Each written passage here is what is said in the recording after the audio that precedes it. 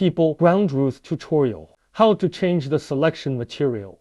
The roughness of the area can be adjusted individually in a similar way. Add mix node, linking mask maps to coefficients. Results output to roughness.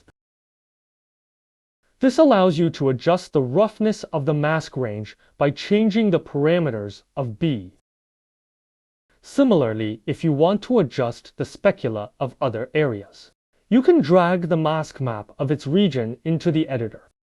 Copy the mix node, linking mask maps to factor. Result is output to IOR level under specular. This allows you to adjust the specular of the mask range by changing the parameters of B. Copy the mix node of color to the right of the node, linking mask maps to factor. The color of this area can be controlled individually.